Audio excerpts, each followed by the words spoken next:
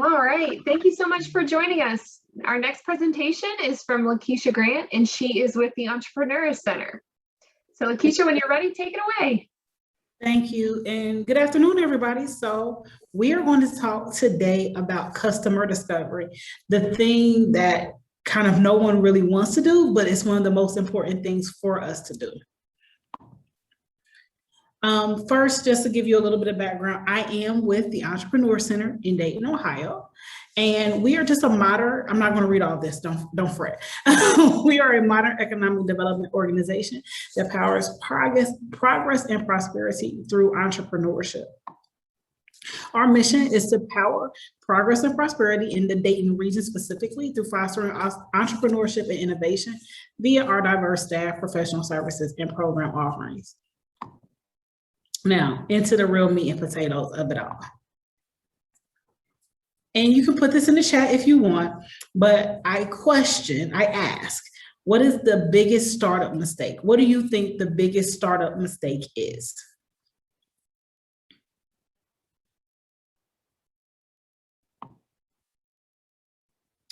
And it's building something that no one wants. As you can see on here, we have the top 10 things. And the number one is building something nobody wants. Hiring poorly, lack of focus, failing to execute sales and marketing, not having the right co-founders, chasing investors and not customers, not making sure you have enough money, spending too much money, failing to ask for help, and ignoring social media.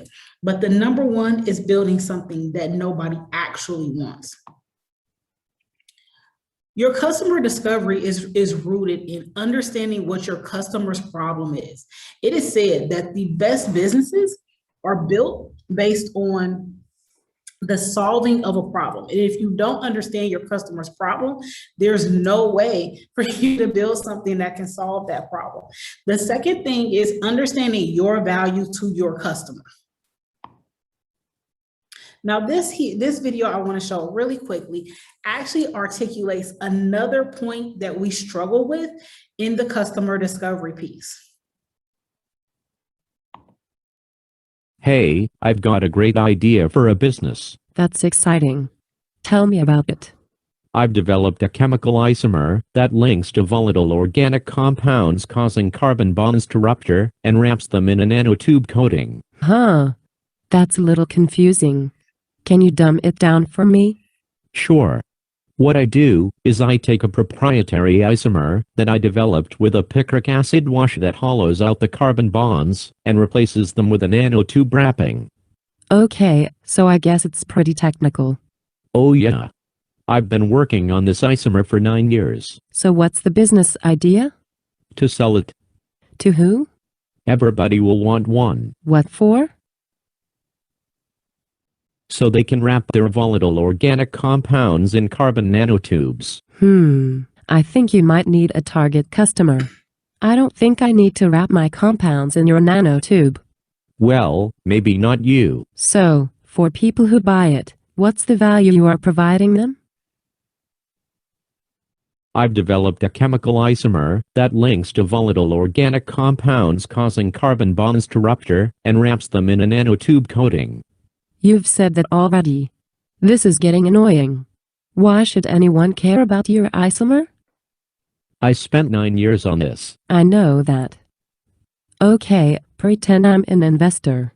How can I make money off your product? By selling it.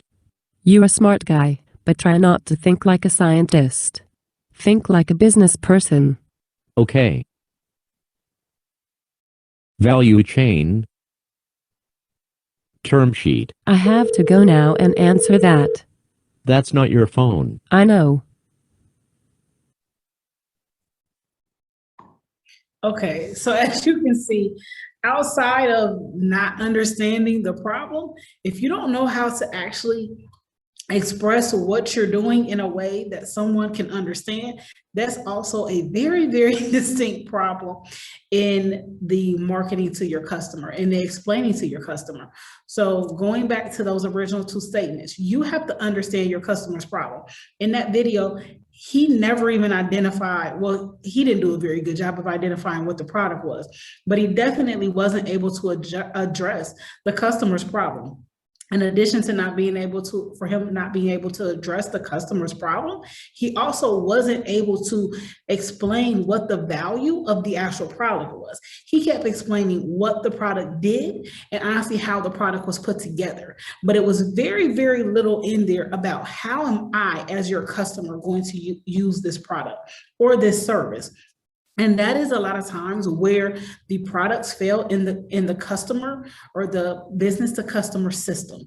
You don't understand how to get a product to the customer because we're not talking the same language. We're not speaking the same language. So knowing what your value proposition is helps to ensure that you know that your product has a fit in the market. One of the things that we do, and if you guys want to take a couple of minutes and do this with me, one of the workshops that we do is one on value proposition. In our value proposition workshop, we talk about how to define what the product is, who the customer is, what's going to happen, and what you're solving, all in one very simple sentence. So when you're thinking about this right now, as you're working with us, working with me right now, what is your product? Who is your product for? What is your product going to do? What is the job that it's going to do? How does it do it? How, and by how does it affect that customer pain? And how does it, on the same side, affect the customer's gain? So as you guys are working through that, I'm going to talk through our fake technology that we've created here at the Entrepreneur Center.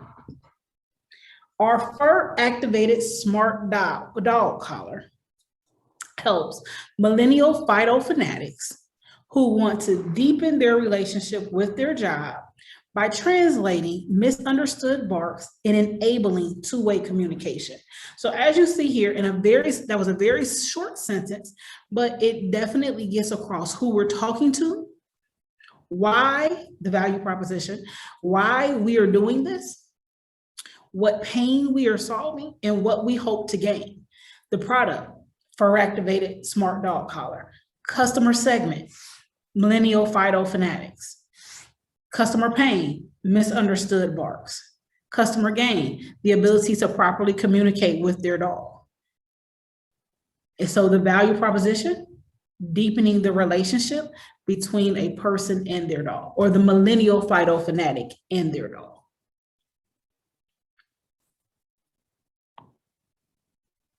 When you think customer discovery, we think product or service. Taking that value, and that value proposition is the arrow or the thing that leads us to our customer. It's the path that we take to get from it's just a product or service in our facilities or in our heads to actually getting it to the customer. It is the key point. This is what we want, and this is not easy. We want people to see our product and or service, fall in love with it as a customer, and immediately, here we are, everybody is just having an amazing time and everyone loves my product, everyone loves my service, and they knew it immediately. And this is not an easy thing to accomplish. So once we start thinking of really that arrow that you see on the screen right now, that's the transition. That's the communication, really. That is the value proposition. You take this product and you explain via your marketing, via word of mouth, and via direct interaction with your customer or potential customer. You give them that value proposition. Why do they need your product? Why is your product beneficial? What is the product solving for your customer? These are the things we want to hear. Your product is awesome. It's the absolute best. Your service is incredible. You're definitely going to succeed. Everyone loves what you're doing. Your customers are definitely going to pay for what you're doing. Customers will line up for your product or service. You have no competition. If you just get 1% of the market, you'll be a millionaire. You'll never lose touch with your customers' wants and needs. Those are the things we want to hear, except this one is interesting. The you have no competition is a really interesting one, because on one hand, people want to hear that they have no competition because they believe their product or their service or what they're offering is novel. It's the first thing to hit the market, right? I'm doing something that's never been seen or heard before, and this is why I have no competition. The iffy thing about not having competition to always keep in the back of your mind is, if there's no competition, is there a market for it? Because sometimes a lack of competition, or what we view as a lack of competition, isn't really about the fact that no one is interested. It's not about the fact that no one wants what you're trying to offer, or no one ever thought about it. It's not that you created a concept that no one ever thought about before. It's not that at all. What it really is several people could have made the attempt or did the market research and realized that there's just not a want or truly a need for this in the market. Here's the reality. You cannot personally fall in love with your product. Once you fall in love with your product, you develop an inability to be able to be critical of yourself. You develop an inability to really take a look at the product and be able to see what may need to be tweaked, what may need to be fixed. You are going to receive critical feedback, and trust me, you want it. You want someone to say in a positive way, but you want someone to say, this doesn't actually work. If it doesn't work, you don't want people to be fearful of being able to tell you that. You want to know if something is not working properly, especially when you get it into the hands of your ideal customer, you want them to tell you, this doesn't work the way you said it did, or this doesn't work in the way I need it to. Because there are times when we create things that work the way we intend, but the end user actually needs it to do something slightly different, or it needs it to do more, or maybe it needs the product to do less. But that's why that critical feedback comes in. You're going to get positive feedback. Never fear that the only feedback you receive is going to be negative. There's always going to be some degree of positive feedback that you're going to receive.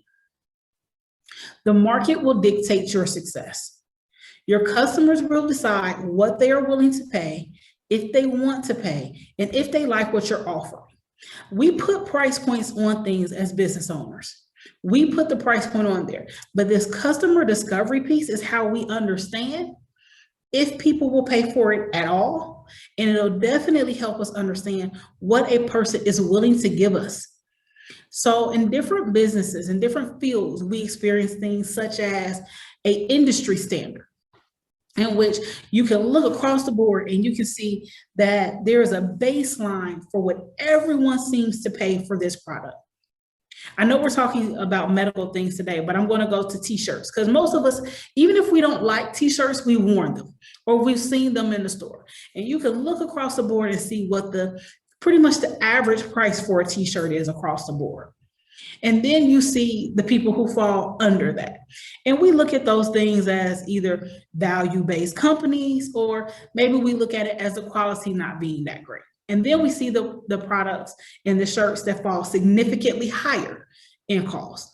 And we look at those as usually, this is a luxury brand, right? We see that it's luxury. That higher price point means whether it is the name alone that is making it luxury, or if it is the quality of the material that makes it luxury, we view that. So we understand the pricing structure of that thing. As customers, we've decided that. So the same thing is true when you're thinking of your business and how your customers are going to purchase your product and where your product fits in the market. Your competitors are actively competing with you. So the same way you're doing your customer discovery and your market research, so are your competitors. They are looking for you, they are seeing what you're doing, and they're understanding how they compare to you.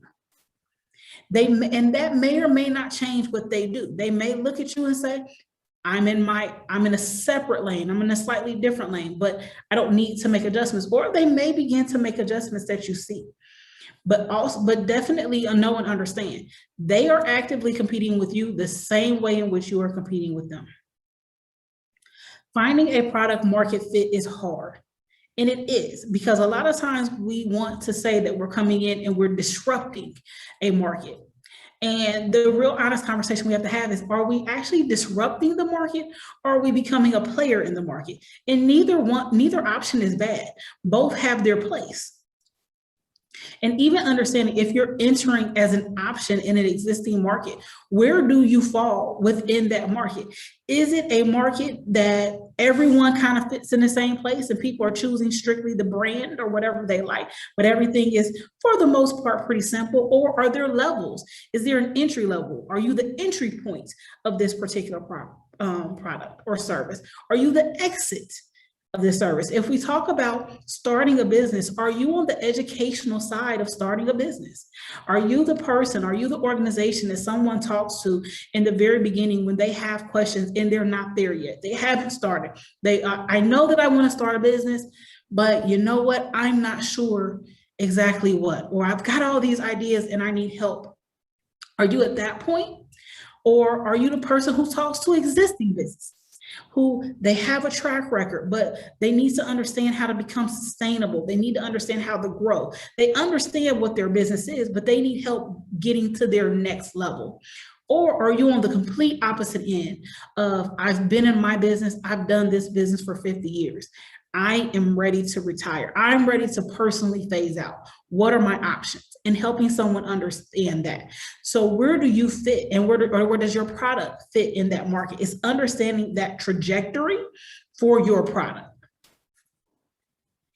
Conveying your value proposition is complicated but critical. And it can be very difficult, because a lot of times we look at our product, we look at what we've created, we look at or the service, we look at what we've created, and what we say is, well, a lot of people can use this. A lot of people can benefit from this product. And then the reality is, a lot of people can. But did you build it for everyone, or did you build it for someone in particular? Because what happens with this value proposition, and why it can become more complicated than it has to be, is we begin to see the options. And we begin to see the broader picture, the bigger picture, as people will say. But in the very beginning, what's most important when it comes to this value proposition and really knowing what you bring to the customer is focus, and understanding what you bring to the immediate customer you're trying to serve. After you define that, you can begin to rebuild that process for other markets. But in the beginning, you have to define your value proposition for the customer in front of your face right now. So I'm not sure how many of you have seen the movie Moana, but in this movie, this gentleman fell in love with the product, and he fell in love with himself. Why is this bad? It makes critique very difficult, because you are so attached, you're so in love with your product and what you created, that you often can't see what is causing a problem for your end user. You just say, no, I built this way. I designed this way. And this is exactly the way I want it to be. And that's great. But the question you have to ask yourself then is, it's built perfectly for you, but are you even your end customer? And is it built perfectly for your end customer? These people did not do customer discovery. And by these people, I mean Nike. I'm not sure if anyone experienced the fuel ban probably about 10, 12 years ago. There just wasn't a need, and it didn't really do anything. It was probably the worst version of a pedometer that's ever been out, if we're being honest. Then it's Blockbuster, who failed to keep in touch with customers' evolving needs. We looked, and now, I don't know if any of you do, but I can't even tell you about who owns a VCR I can't really tell you who owns a DVD player because I have a box of DVDs sitting in my apartment right now that I'm like, where in the, I don't even own a DVD player anymore. How am I going to watch these? So failing to understand and really evolving with what was happening, because as we see with organizations like Redbox, that Redbox did their best. And even with how Netflix began, we see how they saw the customer trends and they listened to customer trends as they were moving. Again, failed to see market trends. The disposable camera. Actually, what's funny is I still see people with disposable cameras when I go out. There are places that are a little bit more touristy. I actually still see people with disposable cameras. Again, ignore customer feedback on development. I'm not sure how many of you were BlackBerry people. I was. I loved my BlackBerry about 15 years ago. But just not keeping up with the customer trends. They really started off good. You know, they had the keyboard, but when we started moving into that space of digital, they really just could not keep up. They were on to something in the beginning, but they just couldn't maintain, and they completely ignored what customers were saying about some of the other products that were entering the market. So what I wanted to point out with those examples is how customer discovery actually turns that wheel into value proposition sculpting, and it's a revolving circle. You're constantly in customer discovery, and your customer discovery is always there to inform your product and your value proposition. Because if it's not working for your customer, or again, if your customer doesn't understand what you're providing, they're not going to purchase it because they don't understand what it is, or they don't understand what problem it is solving for them. Now, when we look at it from a market research perspective, there's 3 things you need to be focused on in your market research: the customers, your competitors, and the landscape. Why? Because when you don't, you waste a lot of time and money by putting things out into the market, and they are not hitting your customers at all. They're not hitting or understanding your customers, nor are you actually actively in the landscape at hand. You're not participating in the place that you're supposed to be. That market research helps to influence these things and saves you money, because by the time that you spend understanding who your customer is and what your customer wants, helps you to make sure that your marketing that goes out to your customers is accurate. It helps to make sure that the product that the final product that you put out in front of your customers is actually solving the problems that they have. When it comes to your competitors, you can't compete against someone if you don't know what they're doing. If you don't understand what your competitor actually does, actually offers, and I won't say why their price point is what it is, because sometimes that can be difficult to understand, but understanding what their price point is and what is received at that price point, it's difficult for you to compete, because we like to say we're the best. But how do you know if you don't know what someone else is doing? Because sometimes I also want to put this out there. It's not about being best. Sometimes being different is better than using the word best. I do this differently than someone else. I'm looking at my drink over there. I make my sweet tea differently than you do. I make it with a different type of ingredients, a different level of ingredients than maybe you do. And then a customer may like both teas, and they may pick your tea over my tea depending on what's going on. They may just have a taste for something else that day. They may have the taste for the fact that maybe mine's is peach and yours is a sun tea. They'll have that feeling or emotion. That's why it's not always a better, it's just what we're in the mood for today. And then understanding the landscape. One of the things I mentioned a little bit earlier was about the industry and where your product or your service fits in the overall landscape of things. Who does it match with another product? Is it another part of a system? Where do you fit in the overall landscape of your industry? So when we talk about the process of customer discovery, we start right there. Who are the right people? Who are the people that need what I have to offer? You then go over to customer validation. When that customer validation, that is where you verify that actual need. You verify that what you're creating is something that the customer you said you have wants. Now, if you look here, from customer validation, we have two arrows. We have one that goes over to customer creation, and then we have another one that goes back to customer discovery. The point between customer discovery and customer validation is constant. There's a constant rotation between those two. And when you're initially doing the immediate customer discovery, let's say there's not even a prototype in hand, you're strictly talking to people. I know this is who I want to serve. And you go and you have you go over then and have the conversations about the product that you're wanting to create. You then take that information and put that back into customer discovery. You take that and now you say, okay, the people that I want to serve want this and need this. So then you create that and you have those conversations again. At this point, this is when the two arrows come into play. Do you want to continue moving forward and go into customer creation where now you are attempting to sell this product? Or do you want to back up a little? Do you want to back up a little bit and take a second set of feedback before you go into that beta or that pilot stage?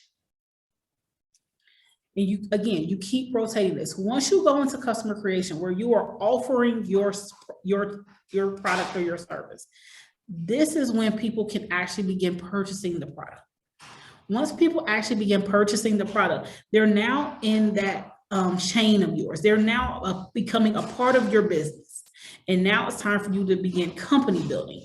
And what happens with company building is this is when you have an overall customer experience, because now you actually have a customer. In the beginning, you were talking to prospects. But once you get to customer creation, you actually now have an active customer. And to go into company building, this is about how you maintain those customers, how you properly serve your customers, and how you build an overall business. There's a lot here. I know that.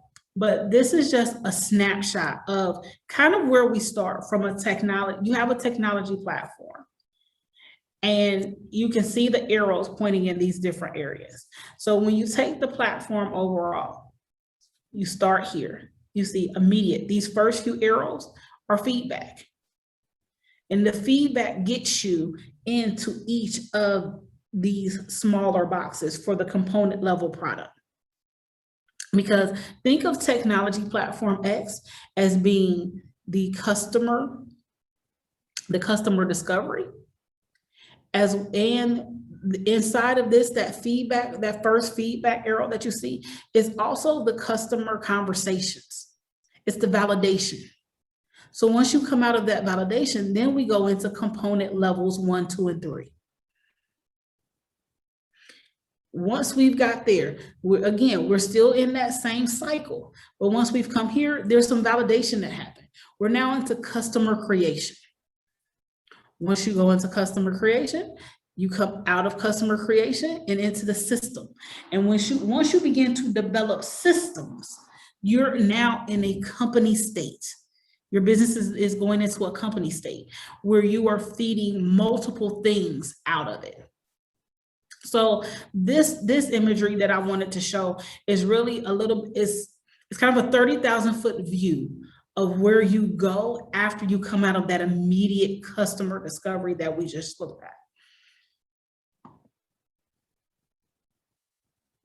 So going back in to customer discovery,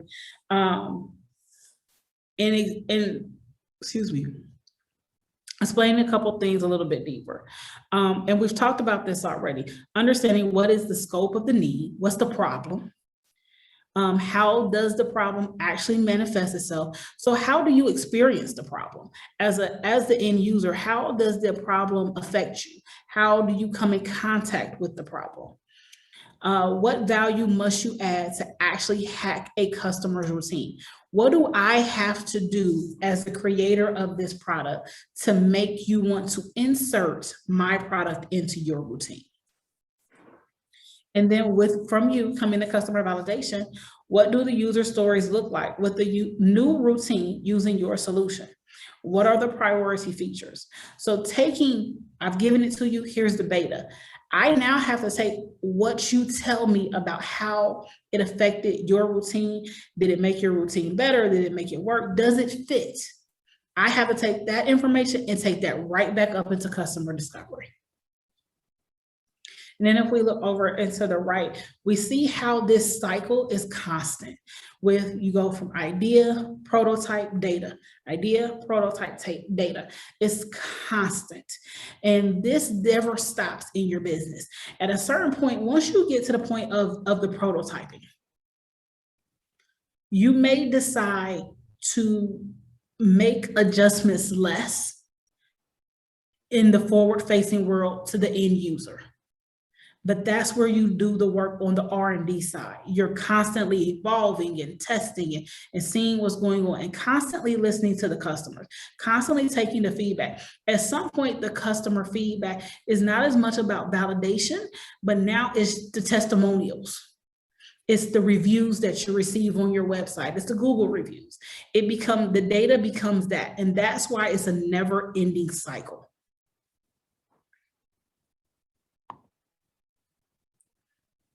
So as you're in a way to learn from your customer, you gather intel. As you're gathering the intel, make sure you understand what you want from them, understanding their daily routines, understanding their role, especially if you're doing B2B work. You want to understand the role that your customer plays in their overarching company, and understanding the networking piece. Getting to know them, because the more you interact, especially if you have the ability to, the more you are able to interact with your customer, the more you're able to understand this part two of their daily routines. Because one of the things we do as humans, we operate in somewhat of a unconscious competency in our lives. Certain things we're just on auto. We just do them. We don't completely know why. We're just doing them. Or I won't say we don't know why. There's such a habit for us that if somebody asks us how we get from waking up in the morning to going to bed, there's probably 15 steps that we forget because we do them so unconsciously. How many of you, if you wrote things down right now, would not list getting dressed in your cycle of what you do to get out the house during the day? So think of it like that. So that's why one of the networking piece can become very important, is because you get to talk to and hear from the customer more to understand them better. And it's some of the things that may be in the direct conversation, in the direct question asking, that doesn't come out. When you're doing your interview specifically, make sure that you stick with about a 30 to 40 minute interview. You don't want to exhaust the potential customer or the end user. You want to do less talking and more listening. Really and truly, it's not about you. It's really about the customer and the information you need from the customer. So your talking should really be asking of the questions. And if there's something that made a lot of sense, something you didn't think about, getting further intel from that particular question. And when you're looking at the business model canvas, which is one of our main tools that we use, this diagram here shows how these things intersect. You have your customer segment, who you're trying to influence. You have your your value proposition, which is telling them why they need your product. And in the middle there is the customer relationship and channels. And the reason that those two kind of sit on top of each other is The channel is how you communicate, the communication from you and your company to your customer. And in there is the building of that customer relationship. That's somewhat of the initial stage of that customer relationship. So value proposition canvas. When you look at this, you'll see on the right-hand side, under the customer profile, think of this broken up into 3 pieces. What is the customer going to gain? What are the customer pains? And what is the actual job that the customer does as the customer? On your value map, to make sure you're conveying this information properly, you're looking at pain relievers, gain creators, and products and services. What are the products and services that you're delivering that are making this customer's life? Ultimately, the end goal is always to make the customer's life somehow better.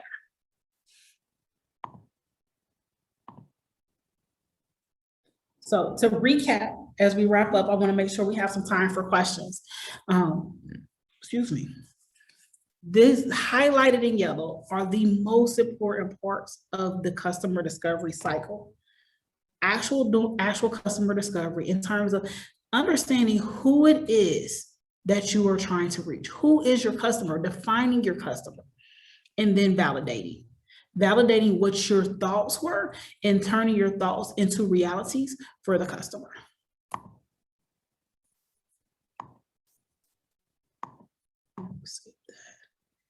So understanding who needs to hear about your product. Who do you need to talk to? Those are the questions you have to ask about your direct customer. And then lastly, these are some of the things to really think about of how that customer funnel really begins. You start off with defining who the customer is. You locate them. After you locate them, you begin to, it says gather, access, and receive. Once you locate them, that is when you can begin to try to communicate with them. Next is prepare. And by prepare, you see set up, organize, and examine. That's really for you as the business. You're examining the information that came in. You're setting up some additional pieces, whether questions, things like that, to continue that relationship. You're confirming your assumptions next. Then the goal is to execute your product or your service. Next is monitor. You monitor the relationship, you monitor the product, the product's use, and you monitor the feedback. You take that information and you modify as necessary, and then it comes to conclude. But the reality is you never really conclude. You never really conclude the process. You ultimately go back up into monitor and modify.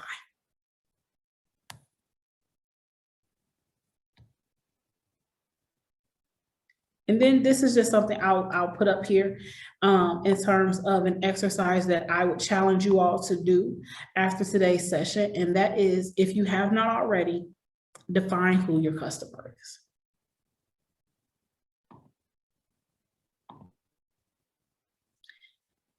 And last but definitely not least is do the work. And by doing the work, that is learn, be humble, be kind, interview. Ask questions, listen more than you talk. Engage early and often. End users versus purchasers versus decision makers. Understand who you're talking to and engage them as early as possible. Use the Strategizer, Kaufman, or Wendy Kennedy tools. Seek input, like here we are at Tech Warriors. Be agile and iterative. Use a constant feedback loop and consistently validate your assumptions. And do we have any questions?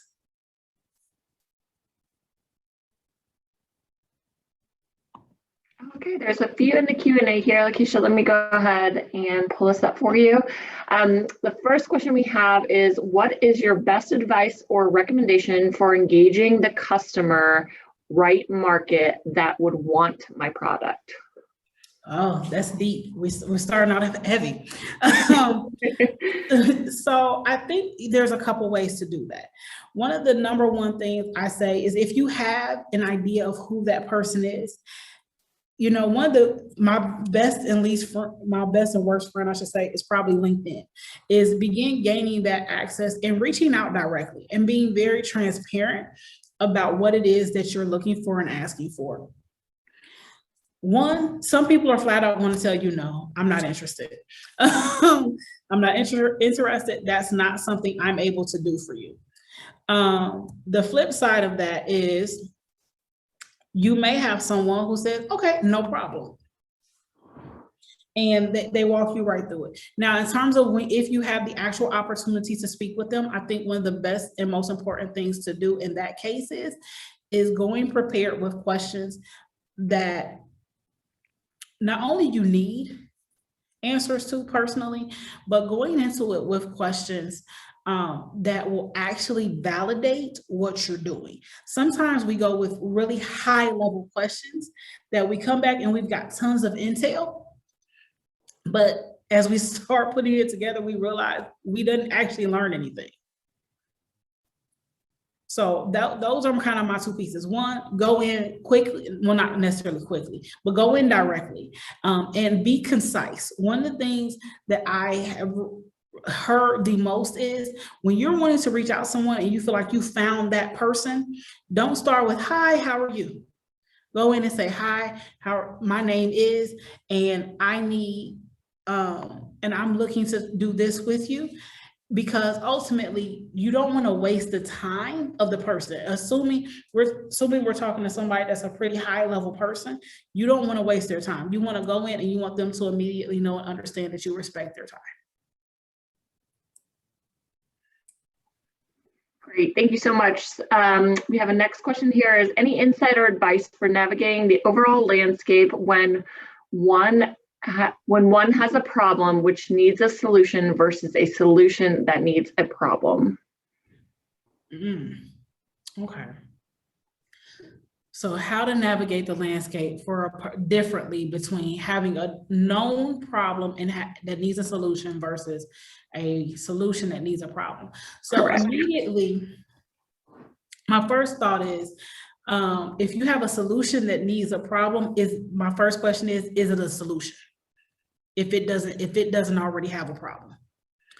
On the flip side of that, in terms of navigating, having a problem and fitting a solution, that's a great place. If you see the problem, and you think you may be able to be that option for a solution, that's a great place for that immediate customer discovery in terms of interviews and conversations.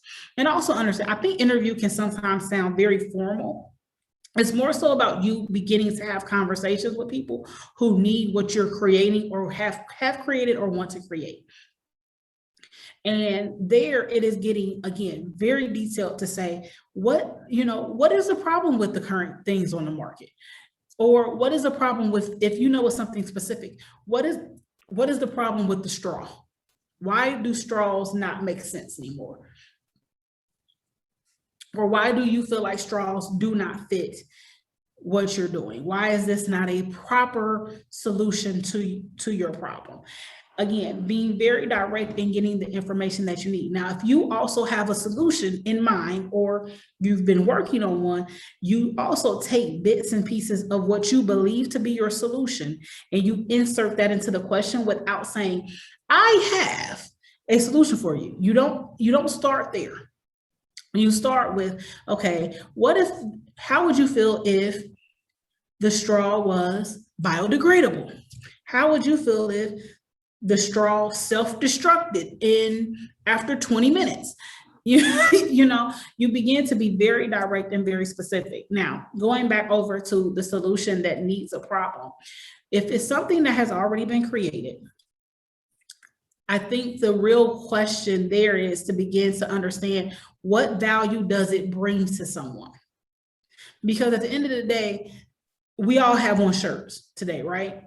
No one creating or selling a shirt today really views a real problem in the market in terms of clothing people because they're selling them. If they were giving them away, that would be a different conversation. But if you're selling it, there's not a technical problem in the market, right?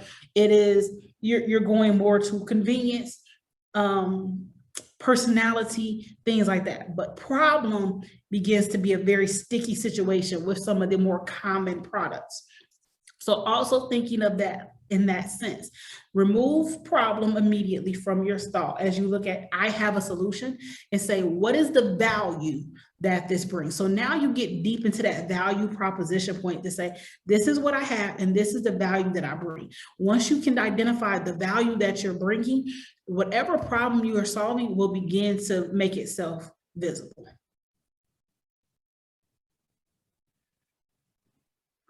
Keisha, thanks so much. And we're actually, we just kind of hit the time here on your presentation. So we're going to say thank you. I put Lakeisha's email in the chat. So if anyone would like to reach out and contact her, her information is there. And if you'd like to send me your slides, Lakeisha, I can also get those posted on our event site as well, if anyone's interested to go back and taking a look.